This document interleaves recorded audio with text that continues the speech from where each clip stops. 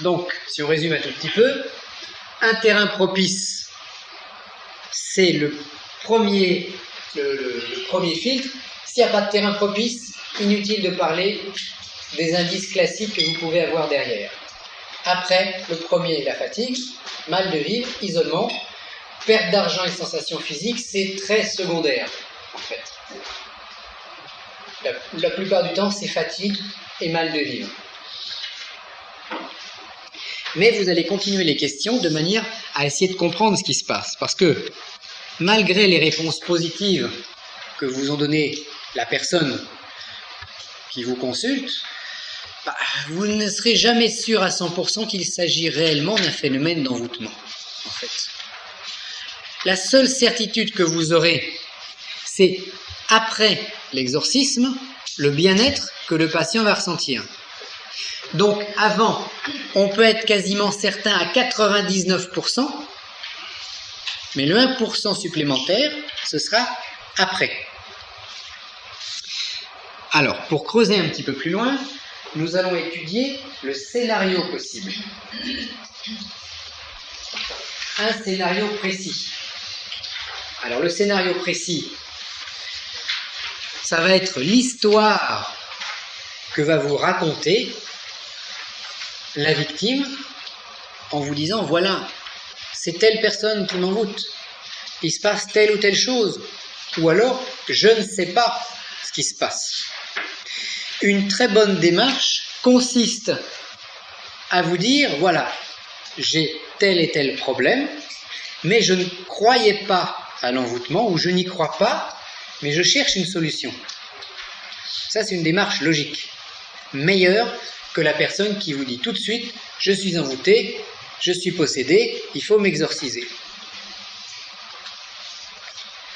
Alors, dans le scénario, on a déjà vu, premier scénario, la jalousie.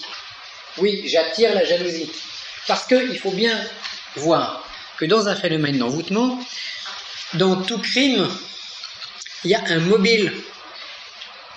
S'il n'y a pas de mobile à l'envoûtement, il n'y a peut-être pas d'envoûtement au sens où on va l'entendre. C'est vrai que si je ne représente rien, si je suis seul dans mon coin, si je n'ai ni amis ni ennemis, aucun complot ne se tissera autour de moi pour me détruire.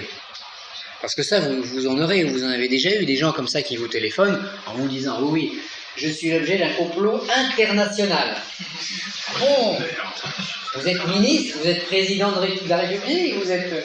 Que représentez-vous? Ah non, je suis rien de tout ça, mais comme je suis éventuellement la réincarnation de quelqu'un de très bien avant, ou bon, un prétexte ou un autre, eh bien j'ai un complot international. Mes voisins sont des espions, ma ligne téléphonique est écoutée, etc., etc. Alors là, on rentre dans un scénario, voilà, de paranoïa, mais ça on le rencontre. Alors en général, il se dévoile rapidement. Parce que quand il commence à vous raconter tout un délire, vous dites, très bon scénario, mais c'est trop fort pour moi. Je ne peux pas, votre envoûtement est trop puissant. Allez voir un maître en l'art, le marabout du coin par exemple, lui il va savoir quoi faire. Bon. Si... Alors, le scénario, ça peut être quoi? Dans le cas d'un envoûtement réel, parce que vous avez beaucoup de gens qui ramassent, qui ont une telle médiumnité, qui vont ramasser tout ce qui traîne. Alors, même s'il n'y a pas d'envoûtement, ils vont quand même en subir. Et même s'il n'y en a plus, ou que l'envoûtement s'est arrêté, on va continuer à ramasser avec son sac tout ce qui va passer à proximité. Bon, c'est un vrai envoûtement c'est une vraie personne qui souffre et qu'il faut aider. Mais il n'y a pas de scénario, il n'y a pas un sorcier qui fait vraiment un travail d'envoûtement. Dans un scénario, il y a toujours une raison, il y a toujours un mobile. Le mobile, c'est l'argent, en général. On veut envoûter la grand-mère pour hériter plus vite. Si. Et s'il y en a parmi vous qui ont des cabinets, on a déjà dû vous demander gentiment si éventuellement vous ne vouliez pas avoir un petit pourcentage sur l'héritage, en échange d'un coup de main.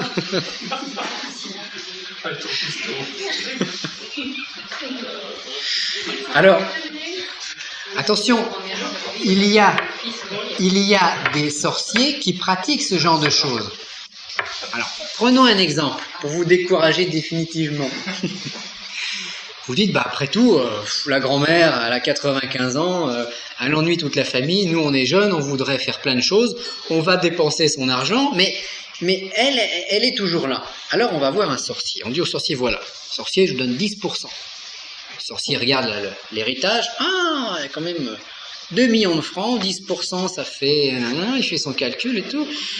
Il se dit, d'accord, il commence son travail. Ça fonctionne. La grand-mère part de l'autre côté.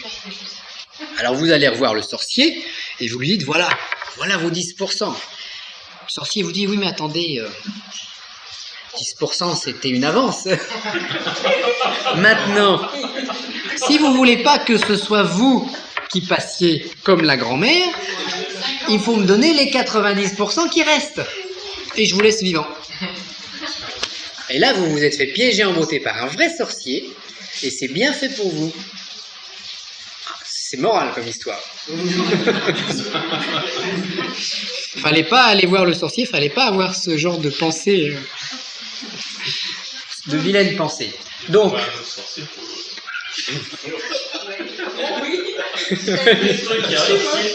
ah mais des histoires comme ça, il y en a, hein, mais bon, c'est inintéressant.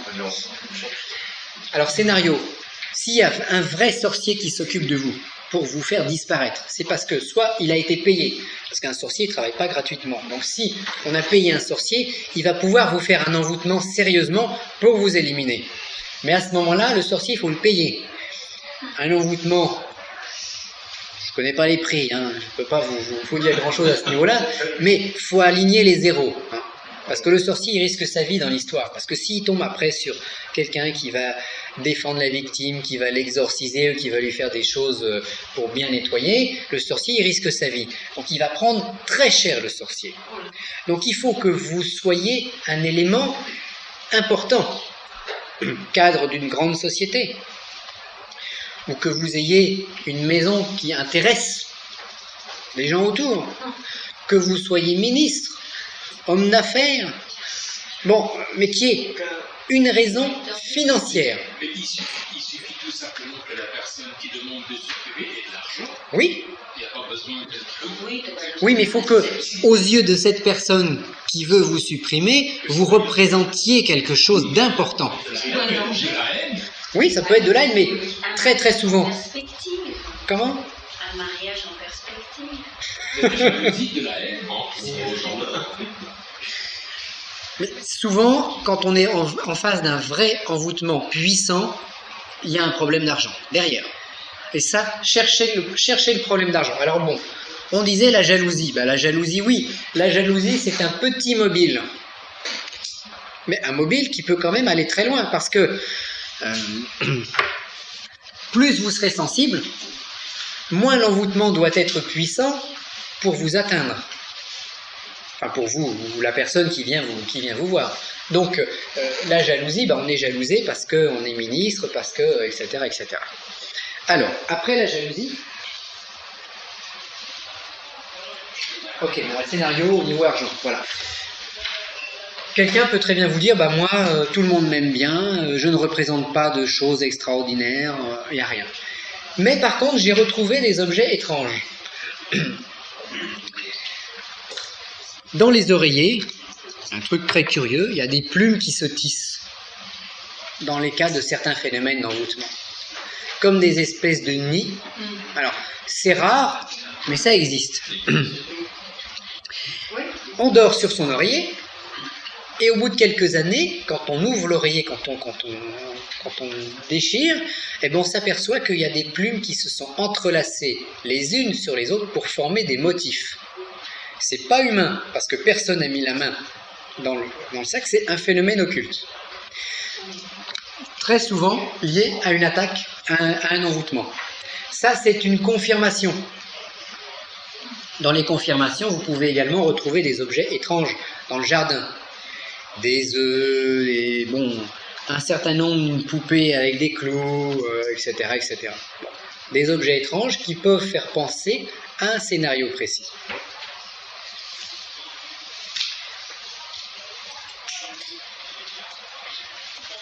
Et dernier point, les menaces particulières. Eh ben, vous avez votre voisin qui vous a dit, si tu t'en vas pas de ta maison, il va t'arriver des problèmes. Vous avez votre concurrent qui vous a dit en face, si tu fermes pas ta boutique, eh bien, il va se passer des choses. Donc ça, c'est des phénomènes de menaces particulières, menaces directes. Le scénario nous permet de boucler notre diagnostic. Alors si on a un terrain propice, un certain nombre d'indices classiques et un scénario qui tient la route, à 99%, il faut faire une intervention.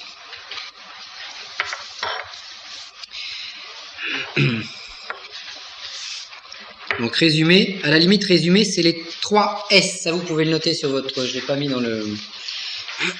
Les 3 S. Sensibilité, symptômes, scénario. Si vous avez les 3 S, donc sensibilité, symptômes et scénario, vous êtes quasiment sûr d'être en face d'un phénomène d'envoûtement.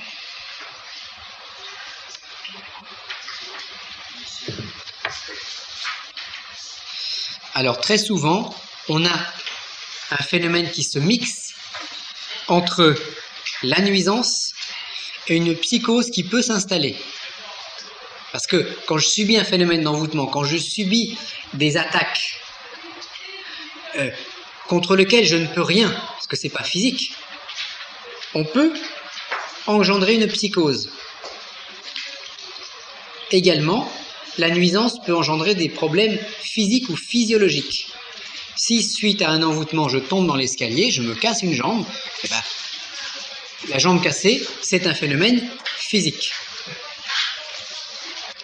Et là, ça nécessite, à ce moment-là, l'intervention soit d'une psychothérapie, soit d'un médecin qui va soigner l'aspect physique. Alors, la meilleure détection face à un envoûtement, c'est ça, c'est un diagnostic. Après, vous allez me dire, oui, mais est-ce qu'on ne peut pas regarder par le tarot, par le pendule ou d'une autre manière? Bien sûr. Alors, on va voir un petit peu l'utilisation du tarot et après la détection au pendule.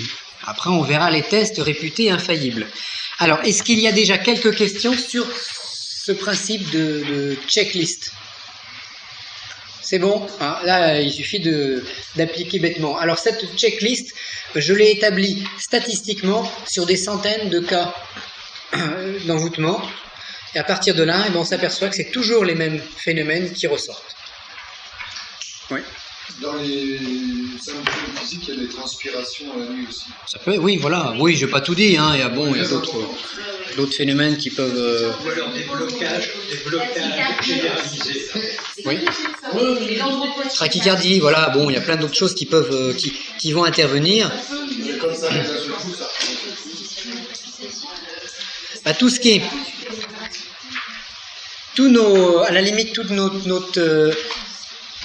nos aspects, la trachycardie, c'est nerveux, tous les phénomènes nerveux, les phénomènes d'angoisse, les phénomènes, les somatisations vont affluer à cause des phénomènes d'envoûtement, bien entendu.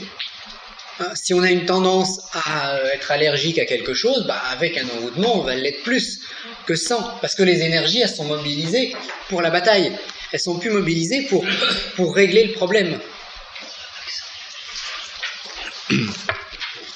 Alors personnellement, je préfère toujours faire cette checklist pour déterminer le problème plutôt que de me fier à l'intuition, à la voyance, au tarot ou au pendule.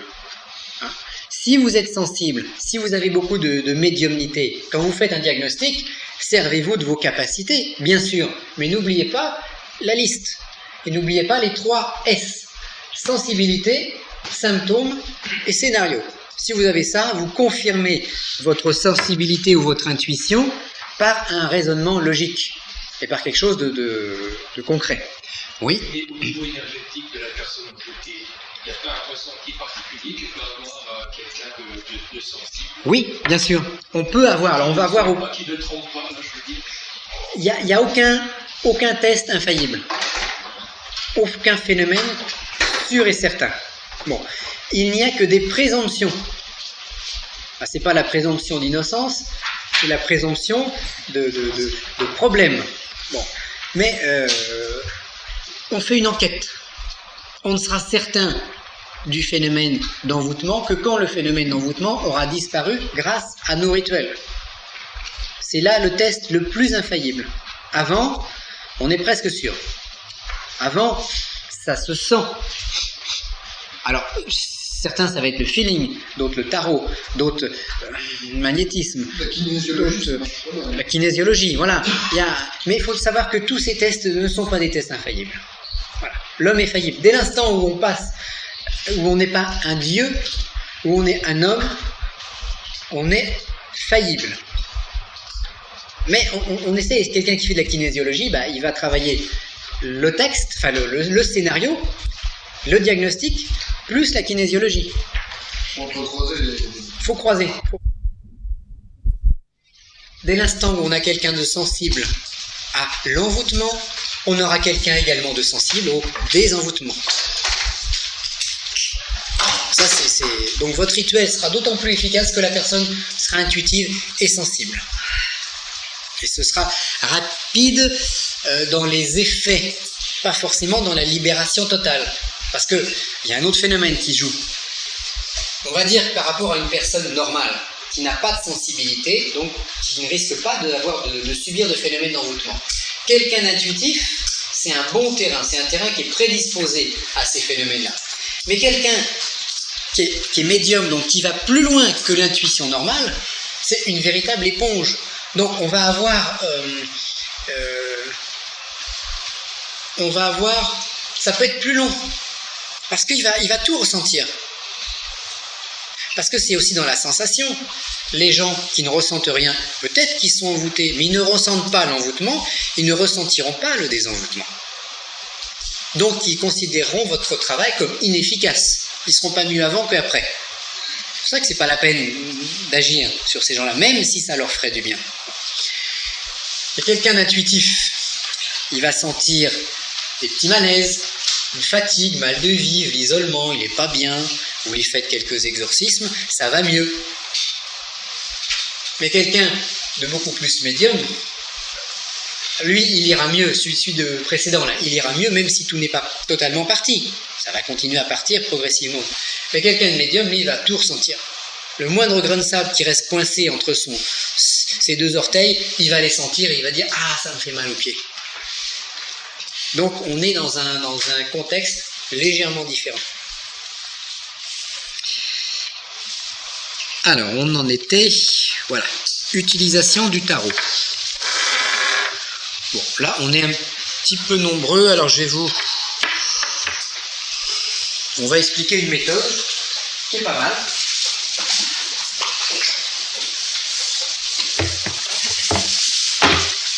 Avec un tarot particulier. Alors, on a un tapis de tarot que ça, vous pouvez vous le faire vous-même. Hein. On va avoir un tapis de tarot avec, voilà, vous voyez à peu près, avec les 22 arcanes majeurs. Donc on va travailler qu'avec les 22. Donc on a 22 arcanes majeurs, donc 22 cases correspondant aux 22 majeurs. La première, c'est le battleur. Donc on va tourner dans le sens inverse des aiguilles d'une montre pour tracer notre cercle. Le 1 sera en haut à droite. On descend 2, 3, 4, 5, etc. jusqu'à la force qui est la 11e carte qui sera tout en bas. Et ensuite, du pendu, la 12e, nous remontons jusqu'au fou, la 22e. on a les cases. On va faire comme une astrologie. Vous savez qu'en astrologie, on s'amuse à essayer de faire tomber les planètes dans les maisons qui leur correspondent. Et ben là, on va faire la même chose. Donc, vous fabriquez votre tapis.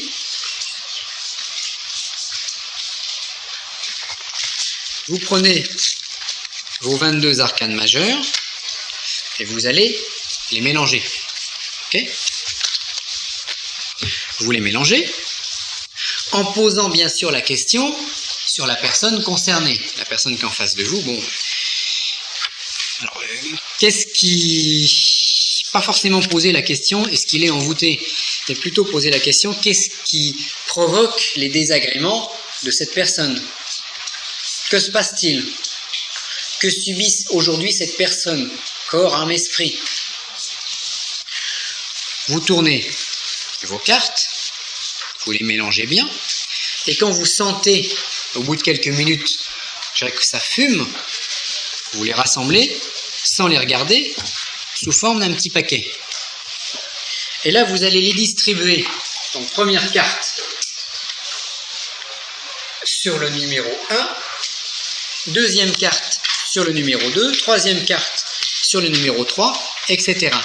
Et vous allez, de cette façon-là, recouvrir tout votre cercle, toutes les cases, par les cartes. Ensuite, vous retournez vos cartes. Et vous allez rechercher quelles sont les cartes qui tombent dans leur maison. Par exemple, si on a le battleur qui tombe dans la première case, ça va signifier quelque chose. Ça va signifier par exemple qu'on a un risque. Bon, je vous renvoie, là on survole très rapidement le tarot, je vous renvoie, il y a des très bons traités, hein, on fait ça très très rapidement. Mais on va regarder que les cartes qui tombent dans leur propre case. Si ce sont des bonnes cartes, si vous avez le monde qui tombe chez lui, si vous avez l'étoile qui tombe chez elle, le monde, ça va être le règne, l'étoile, ça va nous faire penser à la protection, à la bonne étoile. L'amoureux, c'est l'amour. Le pape, c'est le pape, c'est la bénédiction, la fortune qui nous apporte des choses. La papesse, c'est la révélation. L'impératrice, c'est le maintien des choses. Donc si ces cartes-là tombent dans leur maison, c'est bon. Il n'y a pas forcément, il y a une protection, il n'y a pas de phénomène d'envoûtement. Le chariot, c'est la progression. Si vous avez le soleil chez lui, tout est bien. L'empereur, c'est la conquête. Donc l'empereur dans sa propre maison signe que la personne qui est en face de vous est un conquérant. La tempérance, c'est un petit peu la médecine, ça va être le calme. La force, c'est la possibilité de faire des choses, donc ça c'est toujours positif. L'ermite, c'est celui qui va méditer, qui a son manteau, qui se protège. Le jugement, ça va être un peu les anges, les souvenirs, ça peut être également une carte de protection. Donc toutes celles que je vous ai données, si elles tombent chez elles, si elles ressortent du jeu, la personne est protégée. Par contre, si du jeu ressort le diable, c'est le mensonge, c'est pas forcément une diablerie au sens trop naïf du terme, mais c'est qu'il se passe quelque chose. Le diable, il va nous dire je mens, je suis là pour t'enchaîner, pour tricher, pour blouser les cartes.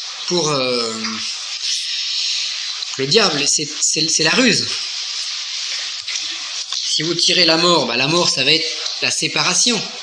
En général, c'est pas une carte qu'on aime beaucoup. Ça peut être également la transformation. Mais là, on cherche quand même des traces d'un envoûtement. Donc la mort, ça peut être un phénomène un petit peu morbide.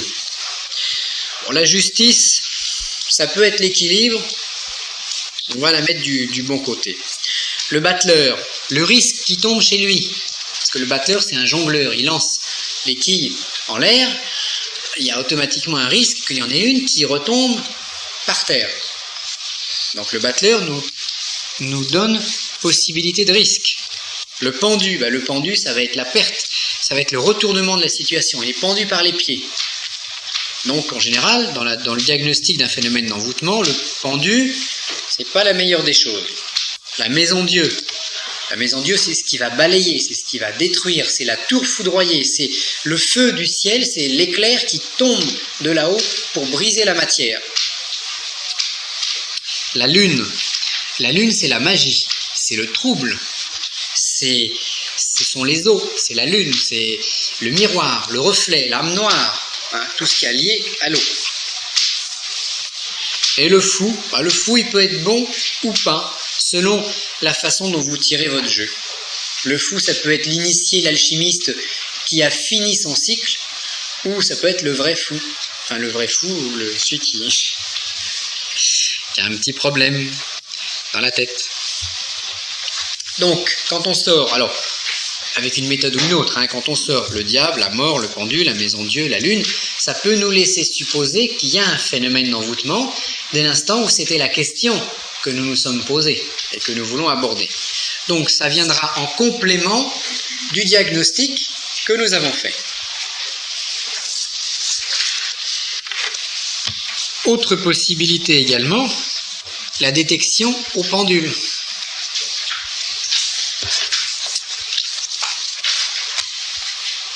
Alors, vous prenez un pendule, par exemple de type égyptien. Bon, ça, on le retrouve dans pas mal on le trouve dans quelques livres. Et puis, La couleur a de l'importance. alors, la couleur n'a pas d'importance. Alors, la couleur n'a pas d'importance pour la détection d'un envoûtement. Ça, c'est un pendule qui est lié aux 36 forces de l'arche, donc qui fonctionne avec la pyramide. Donc, il y aura les couleurs éther, feu, air, eau, terre. Personnellement, j'aime bien travailler avec celui-là qu'on a fait parce qu'il est particulièrement sensible et il englobe les 5 éléments. Mais on peut détecter avec un pendule, je dirais, tout à fait normal.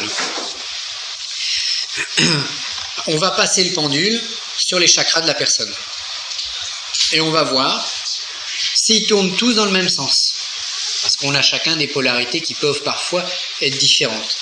Donc on va mettre le pendule au niveau du coronal. On regarde le sens de rotation. Après, on va prendre le plexus, le frontal.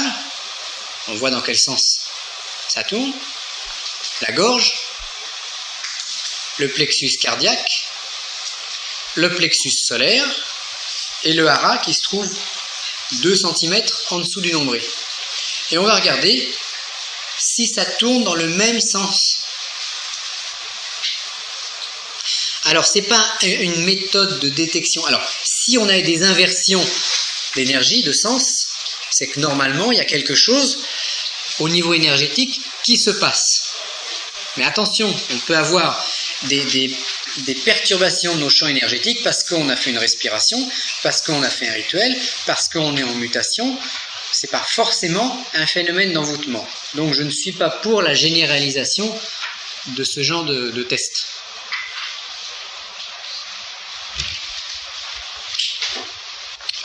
Alors les tests réputés infaillibles, il n'y en a aucun. Donc ils sont réputés infaillibles. Alors il y a la goutte d'huile, il y a le charbon, il y a la pierre d'Alain, il y a tout un tas de trucs. Mais à la limite, le seul test qui peut être plus valable, c'est de se doucher avec de l'eau et d'arroser ses plantes avec cette eau. Mais c'est un test qui prend 15 jours. Non, parce qu'il faut voir la différence de pouce au niveau des plantes. Mais à la limite, ça c'est une action qui sera plus réelle, puisque non... Quoique, et encore, on peut suggérer la plante, parce que si on est sûr d'être envoûté, on prend 2 graines de haricots, et puis certaines graines de haricots, bien sûr, on le met sur une plante et sur l'autre, en étant sûr que la plante ne va pas pousser parce qu'on est envoûté, on aura le résultat qu'on désire.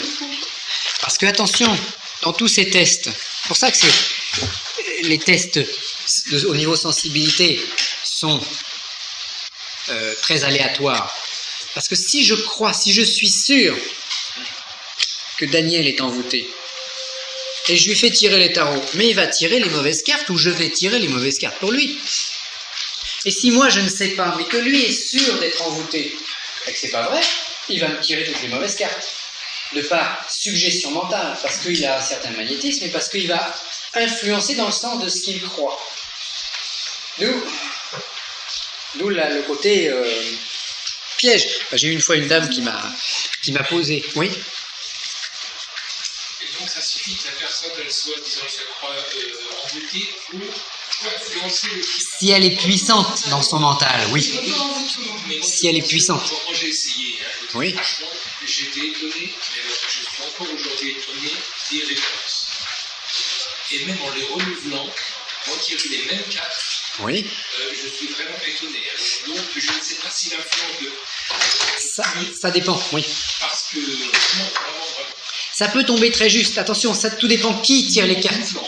C'était terrible. Tout dépend qui. Mais on a un facteur risque. Parce que là, on fait un stage, en fait, à plusieurs personnes. Donc, on ne parle pas pour une personne précise, mais pour l'ensemble. Et pour l'ensemble, le tarot est plus risqué que le diagnostic. Par contre, de manière précise, si on prend chacun d'entre vous l'un après l'autre, s'il y en a un qui a de très bons résultats avec le tarot, il faut faire le tarot. Confirmer après avec le diagnostic, mais faire le tarot. Mais on peut influencer. Ça, c'est très... On a eu moi j'ai eu des phénomènes comme ça, absolument extraordinaires, d'influence du tarot, alors qu'en fait, la personne qui tirait le tarot essayait d'être neutre, mais l'autre en face, ou même au bout du téléphone, avait tellement le désir qu'on sorte la bonne carte, c'est-à-dire l'amoureux, toujours, eh ben, qu'on lui a sorti un jeu magnifique. Une dame qui était amoureuse d'un monsieur, et puis, pour lui faire plaisir, je lui ai fait un jeu. Bon, on n'a trouvé que des bonnes cartes chez elle. L'amoureux, l'étoile, le monde, la réussite, c'était merveilleux, l'empereur. L'amour, mais... Bon, il y a jamais, ça ne s'est jamais concrétisé dans la matière.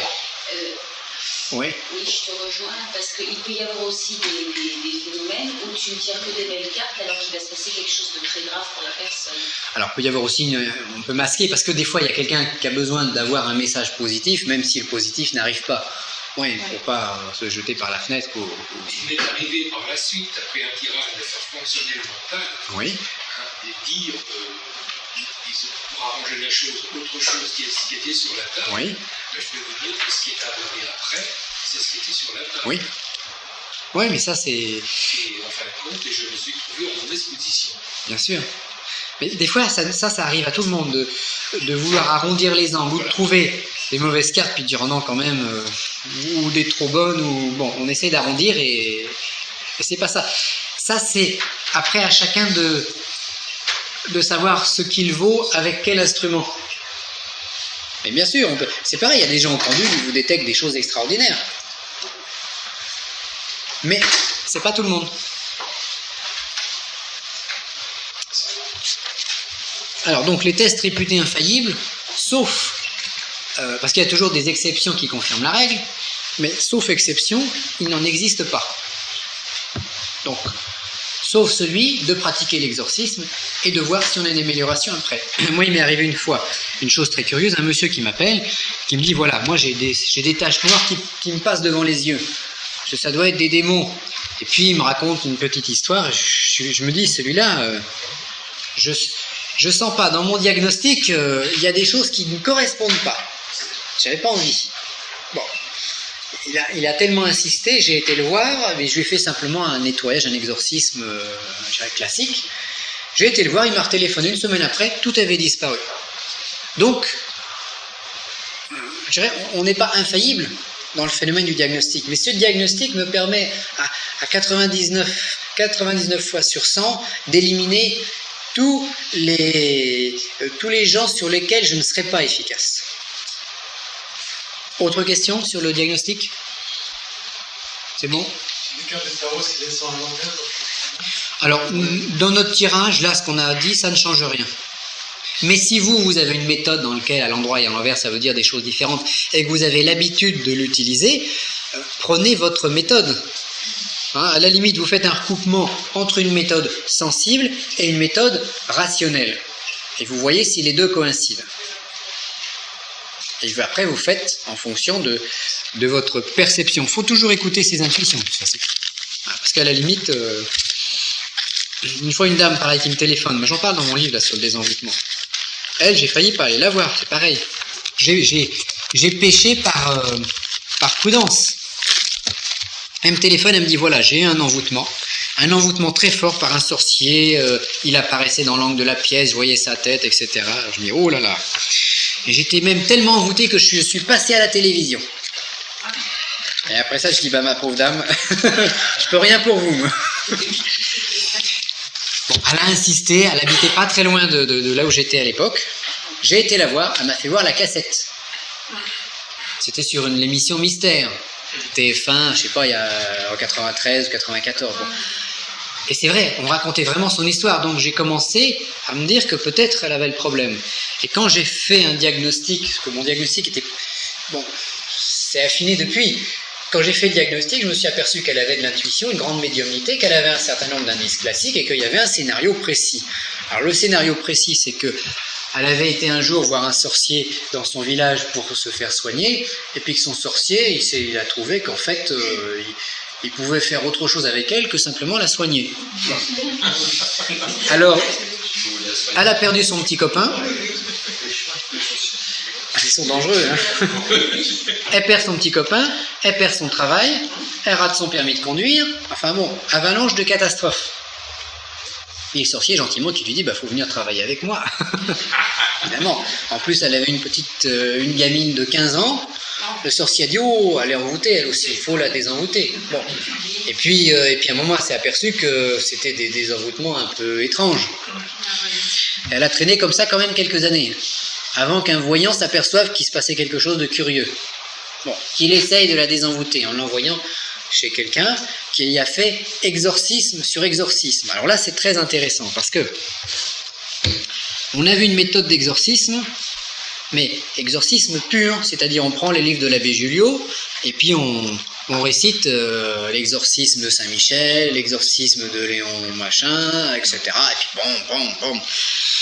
Premier exorcisme, deuxième, et tous les dimanches comme ça pendant, je crois, 6 mois. Au bout de 6 mois, elle a commencé à se sentir de mieux en mieux, jusqu'à une totale libération. 6 mois de travail. Vous voyez le travail. Vous voyez ce que vous aurez à faire hein, après. On va essayer d'avoir une méthode plus rapide quand même.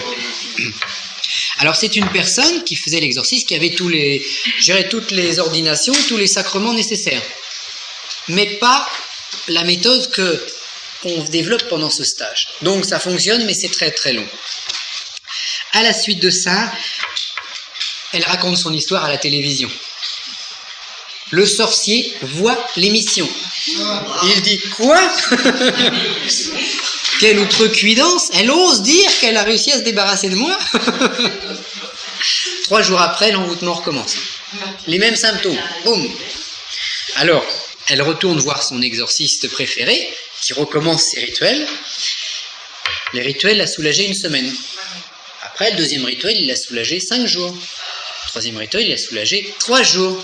Le 4e, il l'a soulagé 1 journée. Et puis elle s'est dit, maintenant c'est fini. J'aurais jamais dû en parler à la télé. Et c'est après que je suis intervenu en lui faisant un nettoyage triangulaire, qui était quelque chose d'assez costaud, avec une prise de terre, enfin avec tout le système. Et puis là, petit à petit, en l'espace d'1 ou 2 mois, tous les symptômes ont disparu, et puis elle a retrouvé une vie normale. Le sorcier, il avait des petits soucis. Mais j'en parle dans mon bouquin là sur le désenvoûtement aussi. J'en ai amené quelques-uns. D'ailleurs, s'il y en a qui veulent éventuellement se le procurer, profitez-en parce que mon distributeur m'a dit qu'il était bientôt épuisé. Le livre, pas moi. C'était Jean Villet qui avait essayé. Oui, pour ne pas citer son nom. Alors, justement, c'était justement l'enchaînement. Pourquoi beaucoup d'exorcismes sont-ils inefficaces? Parce que c'est ça qu'on va se poser comme question. Parce que quand demain on va commencer à travailler sur l'aspect égrégorique chrétien, on va s'apercevoir qu'il y a une sacrée puissance derrière. Donc pourquoi les exorcismes sont-ils souvent inefficaces? Bon, déjà on va voir premier cas de figure. On va lecture du livre de l'abbé Julio par, je dirais, un laïc. Donc c'est bien de réciter les exorcismes de l'abbé Julio, mais c'est ce qui va être le plus faible. S'il n'y a pas le grade d'exorciste qui a été donné validement par une consécration, on lit le livre de l'abbé Julliot, point. L'égrégore ne va pas entrer en fonction. Donc c'est votre propre énergie que vous allez lancer dans le système. Si vous êtes un bon magnétiseur, le rituel de l'abbé Julliot permet de concentrer vos forces sur ce que vous voulez obtenir. Vous pourriez aussi réciter un livre de cuisine écrit en grec. Ça ferait le même effet parce que vous ne savez pas que c'est un livre de cuisine. On m'a d'ailleurs raconté des histoires curieuses à ce niveau-là, au niveau de grands rituels de sorcellerie, qui étaient en fait des textes brésiliens, mais des chansons de corps de garde. Oui, mais quand c'est quelqu'un qui ne comprend pas ce qu'il dit, qui le lit et qui le récite, ça devient puissant. La conviction, parce que c'est la conviction que vous faites passer dans un rituel. C'est vos énergies qui déclenchent le rituel. Alors que ce soit un texte X ou Y, on peut avoir du résultat. Dès l'instant où on a une force personnelle. Alors c'est mieux si en plus c'est un bon texte, lu par la personne qu'il faut, avec l'entraînement qu'il faut, avec tous les éléments. Et cette chanson, donc ce texte en brésilien, mais provoquait des phénomènes au niveau sorcellerie très curieux et très efficaces. Parce que celui qui le lisait, il croyait tellement, il avait quand même suffisamment de puissance, et ça partait. Alors, deuxième niveau, je dirais, lecture d'un exorcisme de l'abbé Julliot par quelqu'un qui a été consacré ou ordonné. Donc, il y a déjà une partie de l'égrégore qui va fonctionner. Mais dans le cas dont nous avons parlé là de Dominique, c'était quand même un évêque exorciste qui travaillait et qui a mis 6 mois à la sortir de son problème, alors que c'est quand même quelqu'un qui était très médium, très intuitif. Donc, il avait les consécrations, il avait les rituels, mais peut-être pas la manière de se servir des rituels. Parce qu'on peut avoir la voiture, on peut avoir le permis de conduire, mais avoir oublié de mettre de l'essence. Et à ce moment-là, on a la consécration, c'est-à-dire le permis de conduire, on a la voiture, c'est-à-dire le rituel, belle voiture, rouge, enfin comme on veut, mais on n'a pas l'essence à mettre dedans, les respirations. Pas de puissance. Et dans ce cas-là, il n'y a pas forcément la puissance qui est derrière. Parce que la puissance, ça dégage. Parce que le phénomène, l'agression, elle se passe sur le plan de l'âme noire. Alors, pour vous donner, là, on a vu ça. Pour revenir un tout petit peu en arrière. Voilà. L'agression, c'est notre âme noire qui se fait agresser.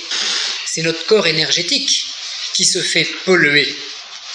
Quand le magnétiseur, le prêtre ou le chrétien va vouloir nettoyer l'âme noire de son patient, si lui-même a une puissante âme noire, ça va très bien se passer parce que c'est mon âme noire qui va dégager l'âme noire de mon patient. En plus, si je fais un rituel chrétien, avec tout ce qui est nécessaire autour, je vais le brancher encore un peu plus sur l'âme blanche, donc ça va être encore plus efficace. Diront, je vais avoir ce qu'il y a de mieux. Mais si j'ai pas une puissante âme noire, eh bien, je vais avoir des résultats moyens, moindres, moins bons. Par contre, l'entraînement respiratoire me permet de développer mon âme noire qui va me permettre d'exorciser de manière beaucoup plus efficace que le simple prêtre. Alors à la limite, il faut être un prêtre parce que c'est bien, ça donne, comme on le verra demain, l'accès à l'égrégore, mais en plus, il faut la puissance de l'âme noire. Et les deux ensemble, là, vous nettoyez. Et malgré tout ça, des fois c'est difficile.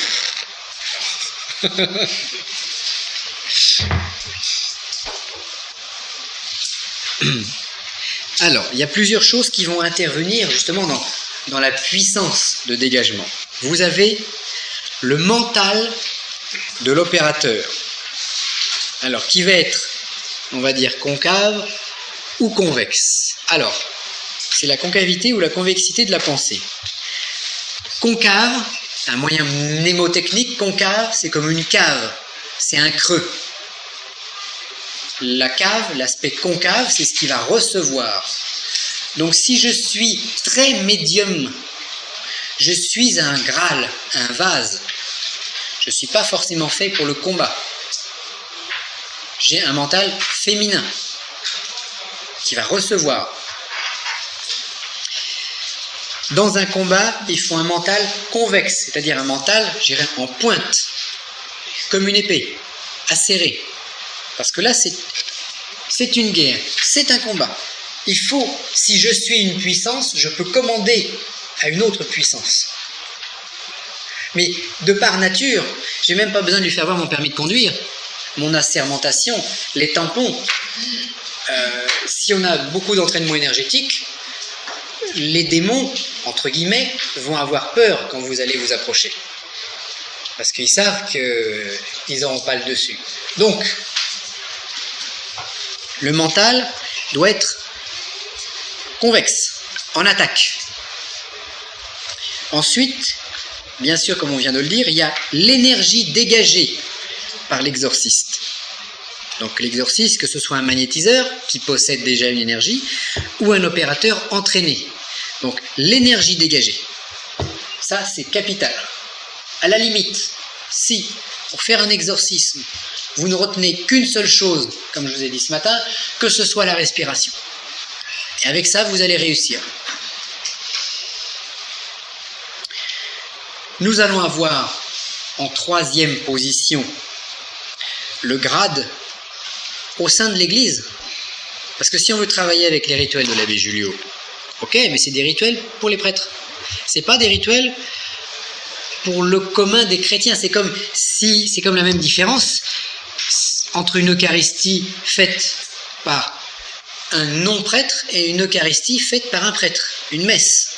Bon, eh bien vous avez énergétiquement et géobiologiquement constaté des différences. Dans un cas, l'hostie est chargée, dans l'autre cas, elle ne l'est pas. Elle n'est que magnétisée, je dirais. Que magnétisée de la force. Symbolique. Ce n'est que symbolique, ce n'est pas opératif. Voilà. Il a été fait d'avoir des tests en radiesthésie avec ça, qu'un prêtre pratiquait les anciens rituels. Oui. Et un nouveau prêtre, la nouvelle génération qui pratiquait. Ils n'ont pas trouvé la même. C'est pas les mêmes taux, non? Avec le vieux prêtre, ils ont trouvé une résonance très forte au niveau de l'eau bénite, parce qu'ils ont fait des tests à ce niveau-là. Et l'autre test, ça n'a rien de. Donc il y a je dirais, on verra demain, mais il y a les assermentations au niveau de l'égrégore qui fait que selon son grade, on atteint plus ou moins haut, donc on a plus ou moins d'assistance. Alors il faut déjà être capable de faire le travail soi-même, et après, on peut avoir une assistance. Mais comme on dit, aide-toi, et le ciel t'aidera. Donc si j'ai déjà une puissance personnelle, le ciel il va avoir plus de facilité à finir le travail. Si je demande au ciel de tout faire, parce que c'est ça dans un exorcisme, Saint-Michel, vas-y, fais-le partir, Saint-Georges, fais-le partir, au nom de machin, je t'excommunie. Bon, les rituels. Mais, si moi je ne suis pas une puissance, de quel droit je vais parler au nom de quelqu'un d'autre? Parce que lui, l'âme noire, l'envoûtement, il va me voir, mais il va me voir non pas tel que je suis déguisé, mais il va me voir tel que je suis sur le plan énergétique. Et si je m'époumonne dans des rituels que je ne connais pas, lui, si c'est une âme noire puissante d'un fort sorcier, il va rigoler, il va dire « Attends, je vais faire semblant, puis après, ce soir, tu vas voir. » C'est ce qui est arrivé à Jean Didier. Après, il a eu des petits trucs aussi. Donc, troisième chose, c'est le grade.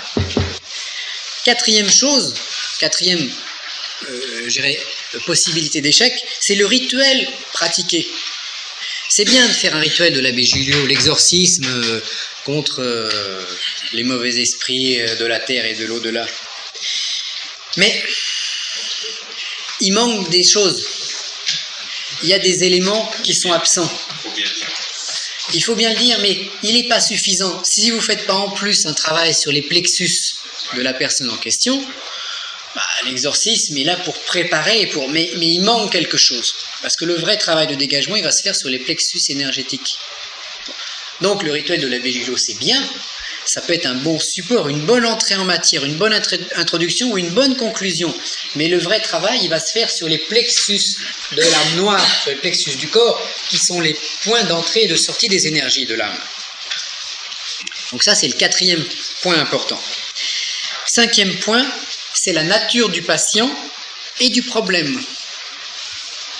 D'où nécessité du diagnostic. Mais un patient d'une certaine nature va réagir différemment qu'un patient d'une autre nature. Donc, pour résumer, les exorcismes sont parfois inefficaces parce que le mental de l'opérateur ne convient pas, parce que l'énergie dégagée est insuffisante, parce qu'il n'y a pas de grade au sein de l'Église. Vous avez des gens qui font des exorcismes ou qui se disent exorcistes, mais si on n'a pas le permis de conduire, on peut conduire quand même sa voiture. C'est plus risqué. Bon, parce qu'on risque de se faire arrêter. À la limite, le permis de conduire, c'est pas le plus important. Le plus important, c'est de savoir le code de la route, d'avoir appris le code et la conduite. Bon. Mais il y a des gens qui n'ont ni le code ni la conduite et qui pratiquent des exorcismes. Et là, ces exorcismes, pour réussir, s'appuient uniquement sur le potentiel énergétique de l'individu, ou magnétique. Si c'est un magnétiseur, il va passer 1 fois, 2 fois, 3 fois, 4 fois, 10 fois, 50 fois. Mais à un moment, il y a un risque. Parce qu'il peut y avoir un épuisement du phénomène. Et s'il n'y a pas d'énergie, il n'y a rien. Résultat, néant. Mais les prêtres risquent chose. Ah mais même, de toute façon, il faut accumuler. Quand on fait ce genre de métier, il faut accumuler les protections. Parce que, comme on le verra demain, la personne la plus importante, c'est vous. C'est celui qui va exorciser. Parce que si celui qui va exorciser tombe malade, il n'exorcise plus personne. Donc il n'aide plus, en fait. Donc, échec des exorcismes à cause du mental de l'opérateur, de l'énergie dégagée insuffisante, de la non-appartenance à un égrégore ou à une église, échec à cause du travail effectué si on oublie les plexus ou les chakras, et échec possible à cause de la nature du patient et de la nature du problème. Alors, avez-vous des questions? On a fini quasiment le programme du premier jour. Avez-vous des questions? Donc on a vu ce matin l'entraînement de l'exorciste, et je dirais cet après-midi le diagnostic. Pas de questions? Oui. Oui. Est-ce que parmi les égrégores, est-ce que l'égrégore maçonnique, enfin de certaines obédiences, peut aider? Parce que je pense à Robert Amblin, par exemple, c'est-à-dire, alors là je vise le RER, Memphis Israël, pas le Grand Orient évidemment, mais est-ce que ça peut apporter quelque chose? On va le voir. Exorciser, ça a une notion de conjuration, donc on exorcise au nom de quelque chose. Dès l'instant où il y a appartenance à un égrégore, il y a plus de force. Un Tibétain va pouvoir réaliser un exorcisme par rapport à la religion, par rapport au bouddhisme. Mais moi, je ne vais pas pouvoir utiliser l'égrégore tibétain pour faire un exorcisme. Donc, oui, maintenant, pour répondre de manière précise, il faudrait beaucoup plus de connaissances techniques, et je n'ai pas beaucoup de connaissances au niveau de la maçonnerie. Donc, j'ai une connaissance symbolique très, très, très, très générale. Faut voir le groupe, mais je pense que l'égrégore chrétien est intéressant. On verra pourquoi demain. Parce qu'il y a eu des charges et des charges. Une histoire, il y a 2000 ans d'histoire derrière. Y a-t-il une autre question? L'égrégore tibétain est intéressant.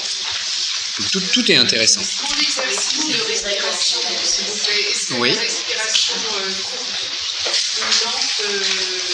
plus intéressante? Est-ce qu'il y en a une qui est plus intéressante? Alors, question, au niveau de la respiration de l'entraînement, est-ce qu'il faut respirer de manière rapide par le ventre ou de manière plus lente par la poitrine? Moi, j'ai beaucoup travaillé en respiration rapide. Mais je conseille au démarrage de faire des respirations lentes et profondes. Cet exercice sera d'autant plus efficace qu'un volume d'air important va passer dans les poumons. Nous ne faisons pas donc des respirations de type yogi, qui sont des respirations très lentes, où on ralentit le rythme respiratoire. On va donc légèrement accélérer le rythme respiratoire et faire des respirations complètes. Mais il vaut mieux, quand on démarre, à moins d'être sportif ou d'avoir déjà pratiqué des entraînements respiratoires intensifs, pour mieux commencer en respiration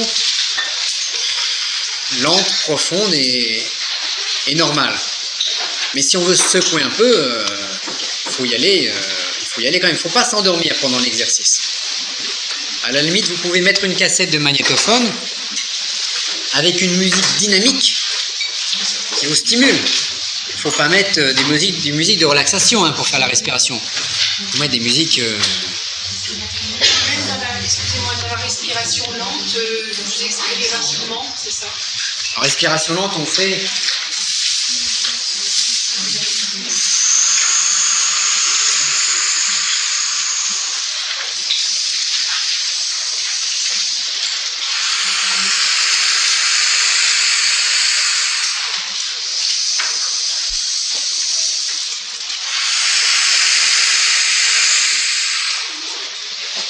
Mais 5 minutes de ce rythme-là, déjà ça commence à faire de l'effet.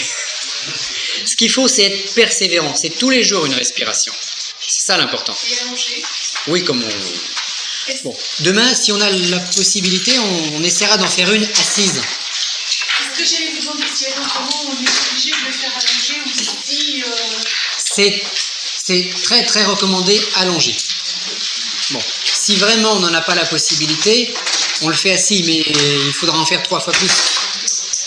Bon, en étant... Parce que c'est à la une... campagne, sans être dans du béton, donc pas qu'un chute de Faraday, etc. C'est mieux. Assis, je sais pas, assis par terre, est-ce que... Vaut mieux allonger, vaut mieux mettre un petit matelas, une couverture, quelque chose pour se reposer le dos, parce que bon, au niveau, il faut faire attention à la colonne quand on s'allonge, mais il vaut mieux le faire allonger, toujours le faire allonger. Sauf vraiment si on en a l'impossibilité physiologique, je dirais. Mais si c'est simplement une question de confort, non, parce que c'est un exercice qui nous remonte de quelques siècles passés, qui a été travaillé, qui a été gardé jalousement et soigneusement par son efficacité. Et quand on le pratique, on s'aperçoit. Alors, il faut le faire. C'est un entraînement qui ne fonctionne, qui ne marche que si l'on le fait. S'il pleut, par exemple. Vous le faites dans la salle à manger à la maison ou sur le lit.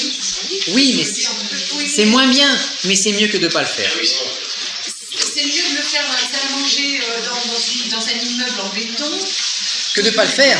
Assis par terre, enfin assis, et dehors.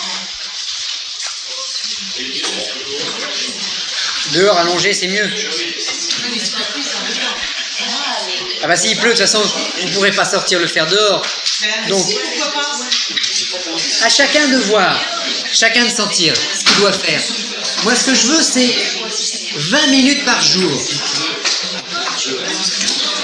Minimum. Alors, fin du premier jour.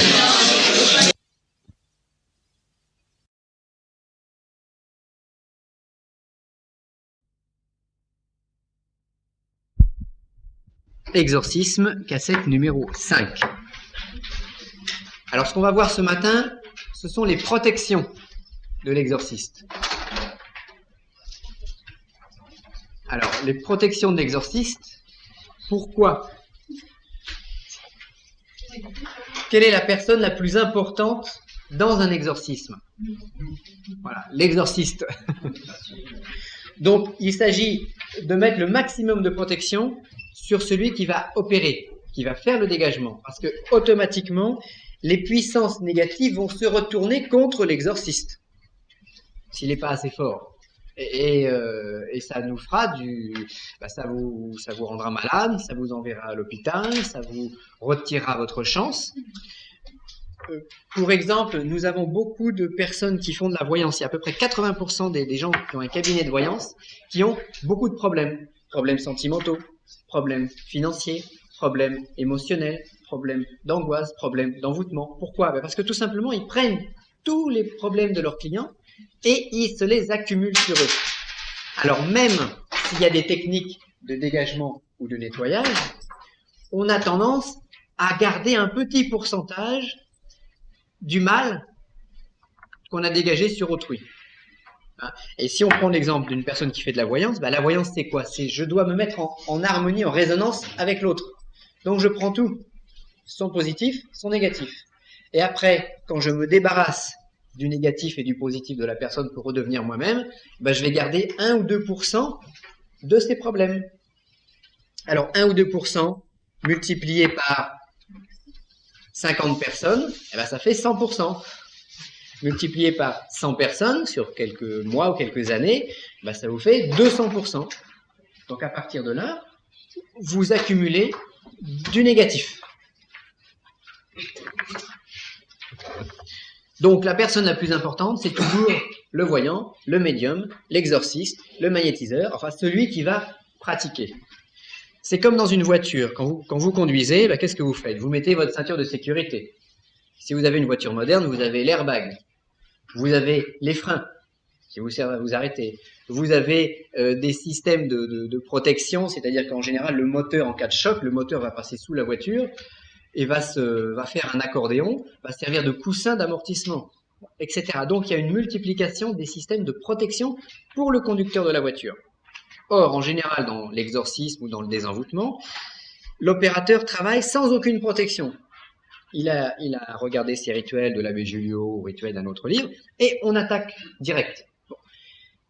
Et au bout d'un certain temps, on a une accumulation négative qui fait que on est de moins en moins efficace et de plus en plus malade. Donc ça, il faut absolument l'éviter.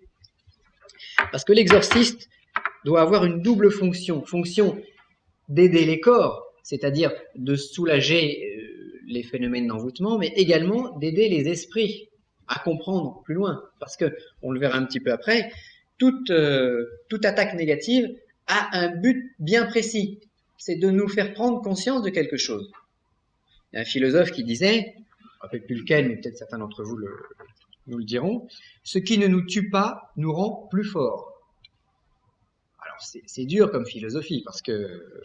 Bon, donc si quelqu'un subit un envoûtement, si cet envoûtement ne le tue pas, et lui permet un jour de se dégager et d'aller plus loin, c'est une bonne chose d'avoir subi cet envoûtement. Mais dans l'autre cas, ce qui fait dire aussi, sans épreuve, on n'avance pas. Voilà, sans épreuve, on n'avance pas. Donc, nécessité, comme nous dirait saint Thomas d'Aquin, nécessité du diable ou de Satan, parce que Satan se justifie par ce que Dieu veut en faire. Donc, toutes les oppositions que nous rencontrons sont justifiés pour notre évolution. Donc à la limite, ceux qui ont lu mon livre là sur le 36, au début il y a une petite histoire, un petit dialogue entre le diable et entre Satan et Dieu.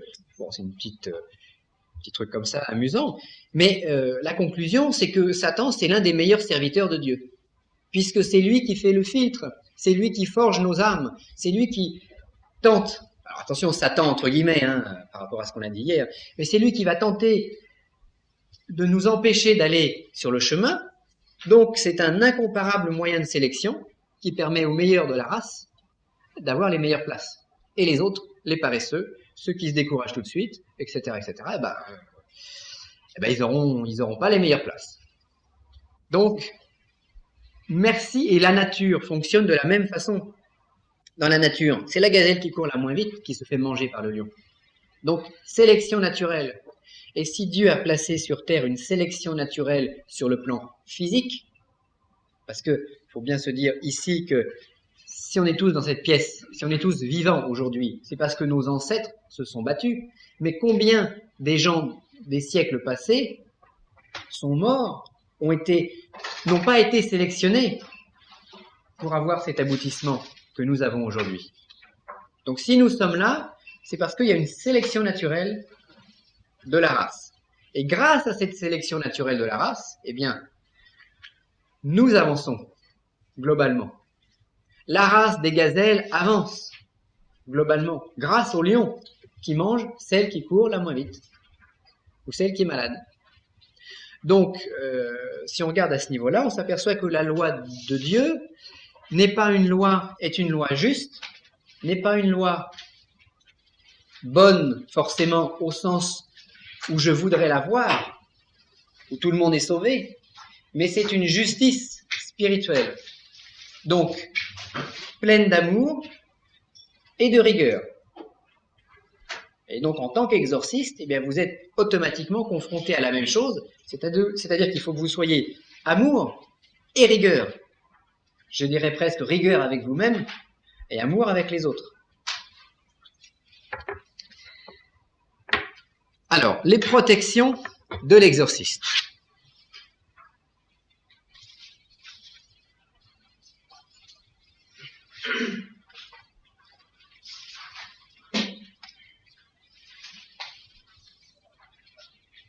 Voilà. Protection numéro 1, votre entraînement. Et surtout, entraînement respiratoire. Donc, comme je vous disais, à la limite, si vous ne retenez qu'une chose de ce stage, pratiquez la respiration régulièrement. Surtout si vous voulez avoir une fonction d'exorciste. Dans d'autres stages, nous avons conseillé cette respiration. Mais ce n'étaient pas des stages de pratique aussi combative qu'aujourd'hui, c'était des stages d'évolution spirituelle, de travail sur le 36, de travail sur la pyramide, de travail sur certaines autres choses. Donc, la respiration est intéressante, presque indispensable, mais si on ne la fait pas, on peut quand même évoluer. Là, on va aller au combat. Donc, dès l'instant où on va au combat, il faut un entraînement. Les militaires ont l'habitude de dire « entraînement difficile, guerre facile ».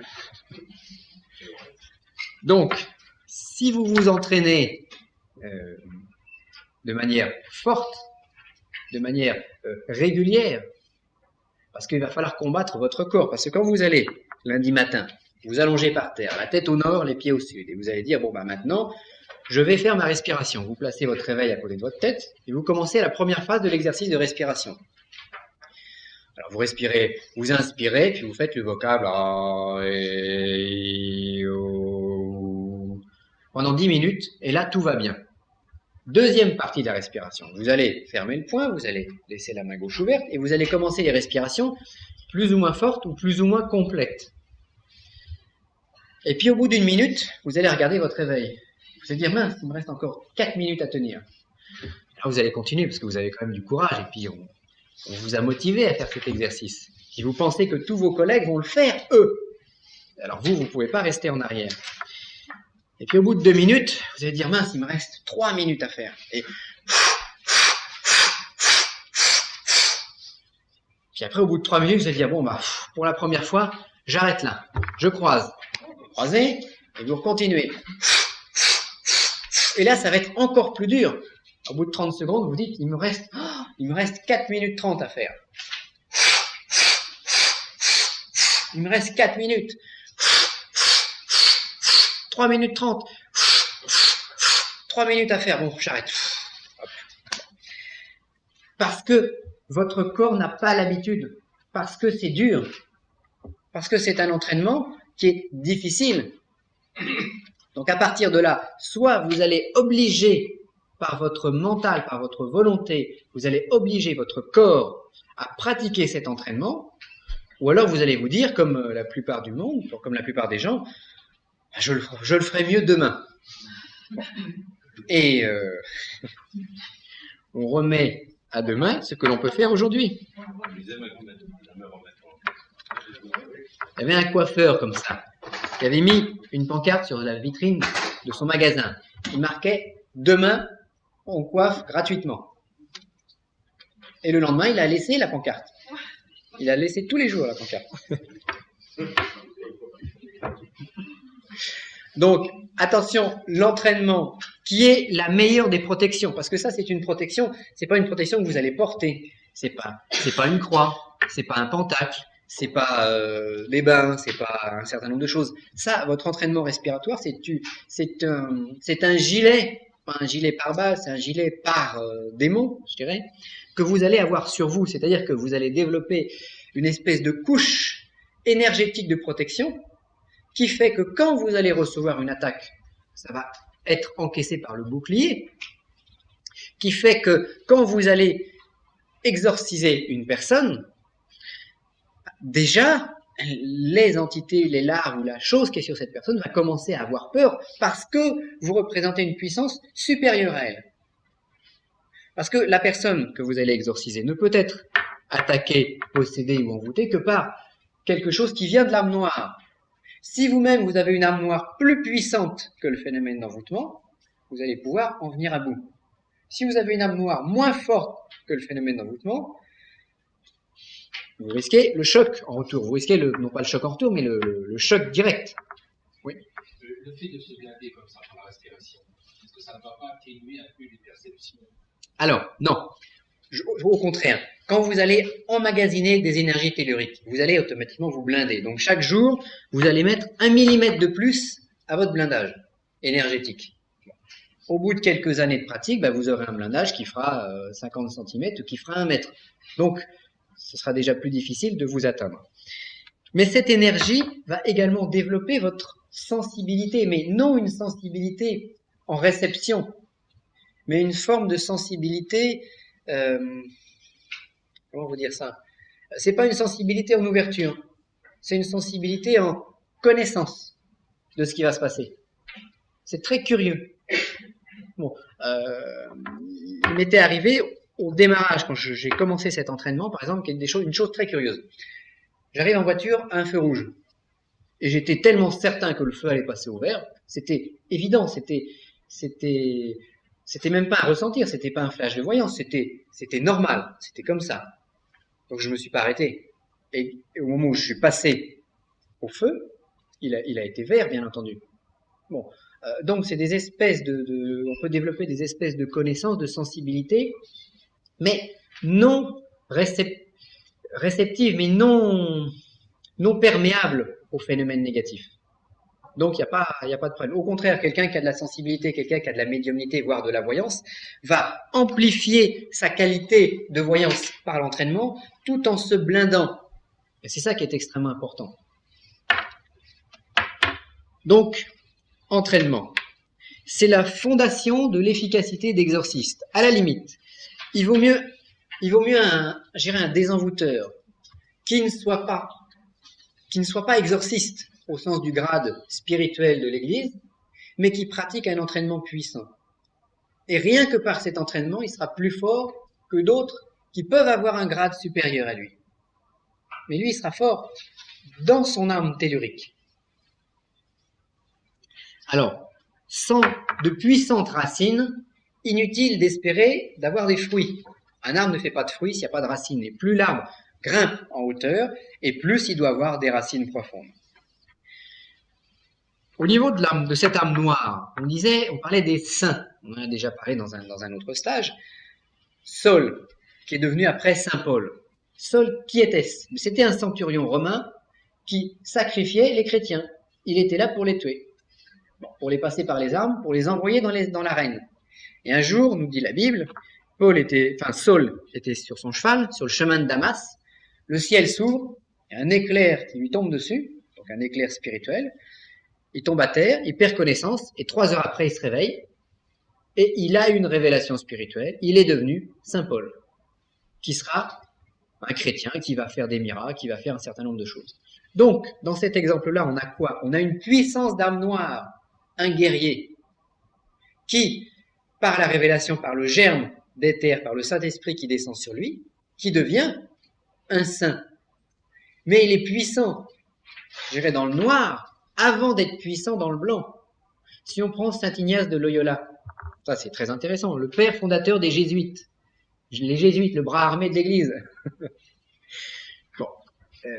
Son parcours, avant de fonder cette branche particulière, c'était un chevalier, donc un batailleur et coureur de jupons. C'était les deux choses qui l'intéressaient dans la vie. Et un jour, il était sur un château fort, les ennemis donnent l'attaque, et il prend un boulet de canon qui lui fait partir qui le blesse à la jambe. Bon. Et il est alité pendant 6 mois. Il doit rester donc au château, et il n'a plus rien à faire. Il ne peut plus aller se bagarrer, il ne peut plus aller courir. La bibliothèque du châtelain étant bien remplie, il y trouve les évangiles, et il commence à lire les évangiles. Et là, il s'aperçoit que c'est beaucoup plus fort, beaucoup plus puissant, beaucoup plus viril que la première partie de sa vie consacrée à des futilités. Et il décide après de fonder l'ordre des Jésuites, etc., etc. Donc, qu'est-ce qu'on a ici? Une puissance d'âme noire qui retourne sa veste dans le sens positif. Donc, entraînement, de bonnes raisons. Alors, c'est pas parce que je vous dis ça qu'il faut faire comme saint Ignace de Loyola, bien entendu, puisque vous avez une autre technique qui consiste à faire les respirations. Alors, ça, donc, première protection, sans ça, évitez de faire tout type de rituel, parce que vous allez prendre les énergies sur vous-même. Alors, c'est pareil, les gens qui font de la magie, la magie c'est bien, mais on va automatiquement tirer les énergies sur soi-même pour réussir les rituels. Par contre, si vous pratiquez l'entraînement respiratoire, vous allez tirer l'énergie sur la nature, sur la planète, et après vous pourrez animer vos rites ou vos pratiques. Si on faisait ce type de stage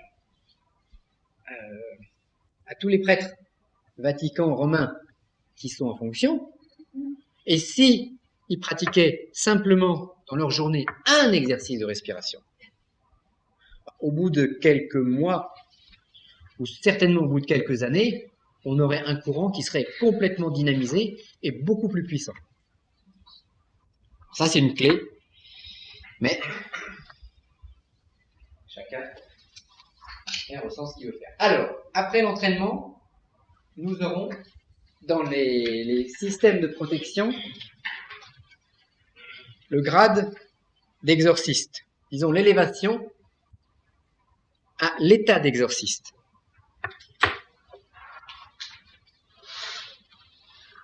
Alors, pourquoi? Quand on prend un livre de l'abbé Julliot et qu'on va réciter l'exorcisme de Léon XIII contre les démons, si on le récite sans entraînement, déjà on n'aura pas la puissance pour faire passer l'énergie. Je dirais que si on veut regarder un film sur un magnétoscope, vous avez besoin de de trois choses. Vous avez besoin du film, de la cassette. La cassette, à ce moment-là, c'est le rituel, l'exorcisme, le texte.